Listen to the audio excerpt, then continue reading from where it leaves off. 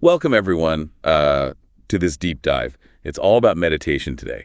We're going to be exploring Emily Fletcher's book, Stress Less, Accomplish More. And what's really fascinating about this book is how it reframes meditation. It's not just about finding inner peace and relaxation. It's really about harnessing its power to achieve tangible results in life. One of the first things Fletcher tackles is kind of like demystifying meditation. Yeah. She addresses those common misconceptions about needing a completely clear mind. That's right. A lot of people think that's the goal, and it can be really daunting for beginners. Fletcher shows us it's not about erasing all thoughts, but more about finding a focal point. So instead of demanding silence from our minds, we give it a gentle guide. Exactly. And that's where the concept of a mantra comes in. It's a specific sound or phrase you can repeat silently to anchor your attention during meditation. It's like giving the mind something to hold on to rather than expecting it to be completely empty. Precisely. Fletcher also breaks down meditation into three distinct categories: mindfulness meditation and manifest. Interesting. And each one interacts with the brain differently, offering unique advantages. It's similar to understanding the benefits of various physical exercises. Each one targets different areas and yields distinct outcomes. That's a great analogy. So let's shift gears a bit and talk about stress. Fletcher vividly portrays it as this inescapable element of modern life. It's not just major events, it's the constant barrage of daily demands that chip away at our energy reserves. It's like death by 1,000 paper cuts. Right, exactly. And Fletcher introduces this concept of adaptation energy. It's like a finite resource we have to cope with any change or demand that life throws our way. So every traffic jam, every delayed email, even small work deadlines, they all drain this energy, leaving us with less capacity to face the next challenge. So essentially our energy is like a phone battery, right? It drains throughout the day, and if we don't recharge, we're going to run out of juice. Precisely. And Fletcher argues that meditation is one of the most potent ways to replenish that adaptation energy. That's fascinating. So how does meditation actually achieve this? Well, it de-excites the nervous system. It shifts us from this perpetual state of high alert to a place of profound rest. It's like hitting the reset button. Exactly. It's not just about mitigating stress, though. It's about enabling our minds and bodies to operate more efficiently. Fletcher brings up some compelling examples of high achievers who swear by meditation. People like Oprah Winfrey and Tim Ferriss. They credit meditation for their enhanced productivity focus and overall clarity. So it's not just about feeling calmer. It's about being able to handle more and make better decisions even under pressure. Imagine a car with the brakes slightly engaged. You can still move forward, but you're wasting energy and not performing optimally. That's what chronic stress does to us. And meditation essentially releases that brake. Exactly. It allows for smoother and more efficient functioning in all areas of life. And the benefits extend far beyond stress management. Oh, absolutely. Fletcher explores how meditation profoundly impacts sleep quality. It provides deep rest for the brain, similar to the REM cycle. So even if we don't get a full 8 hours, we can wake up feeling more refreshed and alert. That's the idea. And what's intriguing is that meditation can be even more efficient than sleep in certain respects. How so? Well, sleep primarily focuses on resting the body, but meditation targets the deep fatigue we accumulate in the brain. I see. So it's like a mini vacation for our minds each day. Precisely. And that deep rest strengthens the immune system, leading to fewer sick days and greater resilience against illnesses. Because our bodies aren't constantly fighting stress. Exactly. It's like freeing up your internal army to focus on actual threats rather than imaginary ones. That's a great way to put it. Fletcher also touches upon meditation's potential to promote cellular healing. She even references Dr. Masaru Emoto's research on water crystals. You know how they transform when exposed to positive intention. Right. It opens up this fascinating conversation about the mind's power to influence physical well-being. The suggestion that our internal state can impact the very structure of our cells is revolutionary. It challenges the traditional separation between mind and body. It definitely points towards a more holistic approach to health. So let's delve into the intersection of meditation and aging. Fletcher introduces the concept of telomeres. Those protective caps on our chromosomes that shorten with age. Exactly. And research suggests that meditation can actually slow this shortening process, potentially delaying the aging process itself. Wow, that's significant. It's not just about looking younger, but preserving cognitive function and vitality for longer. Essentially extending not just our lifespan, but our health span, the years we live in good health. Again, Fletcher shares Han Maroney's story as a compelling example. She faced fertility challenges, but experienced incredible improvements in her health, and even a seeming reversal of her biological age after adopting meditation. It's as if her body was given a chance to reset and heal from within.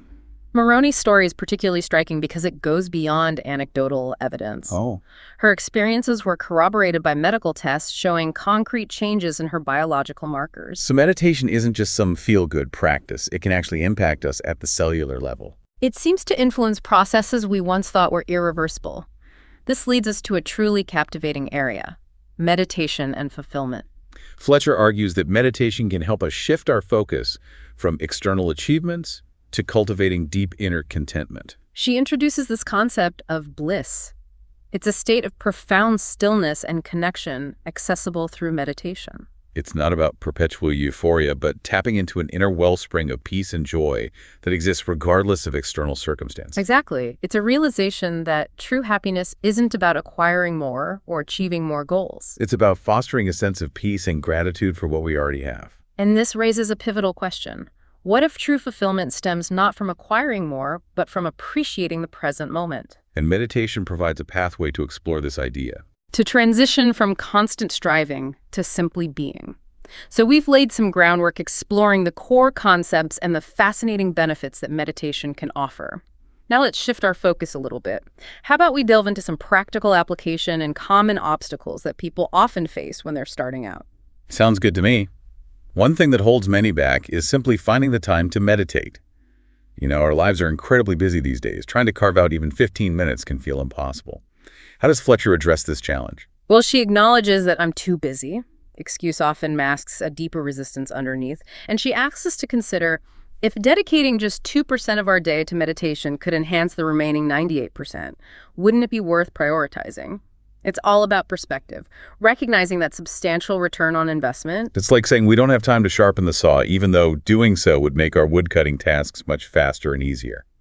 So meditation isn't just another thing crammed into their already overloaded schedules, but a way to actually optimize our entire operating system. Precisely. Yeah. And she offers really practical guidance on seamlessly integrating meditation into daily routines. It's not about becoming a recluse and spending hours in a secluded sanctuary. It's about finding those pockets of time throughout the day to recharge and refocus. So less about drastic life overhauls and more about sustainable adjustments. What are some specific strategies she suggests? Fletcher recommends starting with what she calls the Ziva Technique. Essentially 2 15-minute sessions per day, ideally upon waking and before dinner. And she emphasizes consistency over duration, establishing that regular practice is key. Makes sense. Building any new habit starts with small steps, gradually increasing the frequency and intensity over time, rather than sporadic bursts of effort. Exactly. Fletcher compares it to dental hygiene. We don't wait for tooth decay to start brushing our teeth. We make it a daily ritual. That's a great analogy. So where should we actually practice? Do we need a tranquil Zen-like environment to meditate effectively? Fletcher emphasizes that location is secondary to consistent practice. The most important thing is finding a comfortable spot relatively free from distractions, but it doesn't need to be a dedicated meditation room or some mountaintop retreat. So no need to overthink it. Just find a space that works for you. She even mentions people successfully meditating in their cars during their lunch breaks. Exactly. Making meditation accessible anywhere, anytime. It's about weaving it into our real lives, not constructing some separate idealized space. What about posture? Do we need to contort ourselves into a perfect lotus position? That's a common question for beginners, I bet.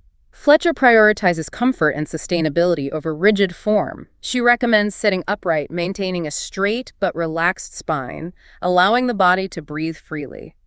Lying down is also permissible if sitting upright is uncomfortable. That's good to know. It eliminates the pressure of trying to force our bodies into uncomfortable positions.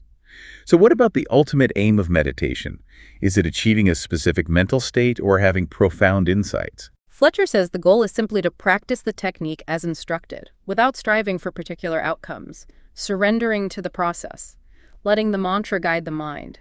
Even amid intrusive thoughts or restlessness, simply showing up and dedicating the time is success in itself. So it's about releasing the need to control the experience, trusting the inherent wisdom of the technique, being present with whatever arises without judgment or self-criticism. What happens if we get distracted? Or even doze off during meditation? Fletcher acknowledges distractions are inevitable, especially when you're just starting out. If your attention wanders, simply guide it back to the mantra without getting discouraged. And even falling asleep during meditation isn't a failure. It's a sign that our body craves rest. It's giving permission to our overstimulated brains to pause and recharge. So the more we practice, the better we become at staying alert, yet relaxed, accessing that inner peace without drifting off. Exactly. Meditation isn't about zoning out or escaping reality. It's about cultivating this heightened awareness and presence, training our attention to remain focused, even amidst the constant barrage of daily distractions. Fletcher uses a powerful metaphor to describe this heightened awareness. She compares it to the ability to see both the forest and the trees simultaneously. We develop the capacity to focus on details while also retaining that broader perspective. It's like developing mental agility, that ability to shift between focused attention and expansive awareness. Which is incredibly valuable in our personal and professional lives. It helps us make clearer decisions, navigate complex situations with greater ease and resilience. Exactly. It's a hallmark of high achievers in any field. So we've addressed the when, where, and how of establishing a meditation practice. Now let's explore the why. Beyond stress reduction and performance enhancement, what is the ultimate purpose of meditation? What are we ultimately striving for? Fletcher suggests it's about tapping into the wellspring of our own fulfillment, connecting with a deeper sense of meaning and purpose. Meditation isn't just about improving external circumstances. It's about transforming our internal landscape, cultivating profound peace and contentment that's independent of external achievements or possessions. Recognizing that true happiness doesn't come from accumulating more, but from appreciating the present moment and being grateful for what we already have. And this ties in with ancient wisdom traditions that emphasize inner peace as the foundation for a truly fulfilling and meaningful life. So meditation becomes a path to rediscovering this inner sanctuary. Yes, a space of tranquility and joy that resides within each of us, regardless of our circumstances. It's like realizing that the kingdom of heaven isn't some distant destination, but a state of being that's accessible right here, right now. And meditation is the key to unlocking that kingdom. That's beautifully said. And according to Fletcher, this inner transformation has a ripple effect on the world around us. Interesting. How so? As we cultivate greater peace and compassion within ourselves, we naturally extend that energy outward, fostering a more harmonious and compassionate world. It's a beautiful vision. A world where individual peace creates a collective shift towards understanding and cooperation. It starts with each of us taking responsibility for our inner state, cultivating a practice that unlocks our innate capacity for peace, love, and wisdom. And that brings us to a crucial point. Meditation is not passive. It requires active engagement and consistent effort. It's about showing up day after day, even when we don't feel like it, dedicating ourselves to the process of inner transformation. It's a commitment to personal growth and evolution, recognizing that the benefits of meditation transcend the individual and contribute to the well-being of all. It's embracing the potential of meditation to create a more peaceful, compassionate, and fulfilling world. As we wrap up our exploration of Emily Fletcher's Stress Less, Accomplish More, I'm curious, are there any particularly captivating insights from the book that we haven't touched upon yet? Oh, there are many layers to unpack. One that really stands out is Fletcher's concept of Nishkam Karma Yoga. It's a Sanskrit term that signifies union attained by action hardly taken. That sounds almost paradoxical. Achieving union through minimal effort. How does that translate into practice? Well, Fletcher explains that it's not about forcing the mind into stillness or suppressing thoughts. It's about gently guiding the mind with the mantra, allowing the body to settle into a state of deep repose. The effort lies in consistently engaging with the practice, not in striving for specific outcomes. So it's about trusting the process, surrendering to the natural unfolding of our meditative experience, and releasing the need to control, simply allowing ourselves to be. Precisely. It's a profound shift from the striving, goal-oriented mindset that so often dominates our lives. Meditation offers a sanctuary from this constant doing, inviting us to be present with ourselves without judgment or expectation. This aligns with the idea that meditation isn't about reaching some mystical state, but developing a practical skill for managing stress and unlocking our potential. It's about incorporating a tool into our daily lives that helps us navigate life's challenges and opportunities with greater clarity, ease, and resilience. Absolutely. Yeah. And Fletcher directly addresses this misconception that meditation should solely consist of blissful experiences and profound revelations.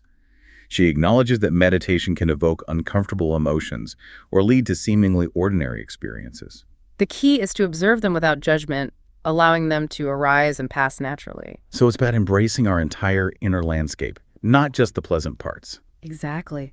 Cultivating self-compassion and acceptance is essential. We're not striving for perfection as meditators, but simply practicing the art of being present with ourselves, imperfections and all. This leads to another intriguing aspect of the book, the idea that manifestation precedes desire. Fletcher proposes that our impulses for certain things might actually be nature's way of nudging us toward opportunities that are already aligning in our favor. It's like sensing a shift in the wind before a storm arrives. Fletcher challenges that conventional notion that we solely create our reality through willpower and effort. She suggests that there's a deeper intelligence guiding us towards our highest potential, and meditation helps us attune to this guidance. So it's about becoming more receptive to those subtle whispers of intuition, recognizing the synchronicities that unfold in our lives, and trusting that we're not alone on this journey, that a supportive force is guiding us towards our highest good. That's a beautiful way to express it. And this connects with another key takeaway from the book.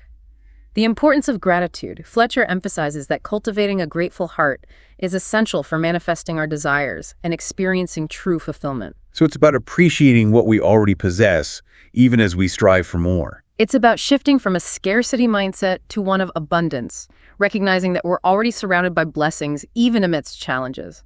And this recognition allows us to receive even more. So making gratitude a habit, a way of being in the world that cultivates joy and appreciation regardless of external circumstances. It's a powerful practice that can transform our experience of life from one of lack and striving to one of abundance and fulfillment. Absolutely. And finally, I want to highlight Fletcher's emphasis on the collective benefits of meditation. She envisions it as a tool for creating a more peaceful and compassionate world, suggesting that as individuals cultivate inner peace, it ripples outward, positively impacting those around them and contributing to a more harmonious society. It's a beautiful concept. Imagine a world where people prioritize inner peace and cultivate compassion through regular meditation. It could lead to greater understanding, cooperation, and kindness in all aspects of life. Indeed, it's an inspiring vision that invites us to view meditation not just as a personal practice, but as a contribution to the well-being of humanity and the planet. It's about recognizing our interconnectedness and understanding that our individual choices and actions have far-reaching consequences. As we conclude our deep dive into Emily Fletcher's Stress Less, Accomplish More, it's evident that meditation is far more than just a relaxation technique. It's a potent tool for managing stress-enhancing performance, cultivating fulfillment, and contributing to a better world. It's an invitation to embark on a journey of inner transformation that can profoundly impact every aspect of our lives. And the beauty is this journey is accessible to anyone, regardless of background beliefs or circumstances. All it takes is a willingness to dedicate a small amount of time each day to cultivating inner peace and exploring that boundless potential that lies within. I encourage you to explore Emily Fletcher's book and discover how meditation can transform your life. And remember, the journey of 1,000 miles begins with a single step. Start small, be consistent, and trust the process. The rewards are well worth the effort. Thank you for joining us on this deep dive. Until next time, keep diving.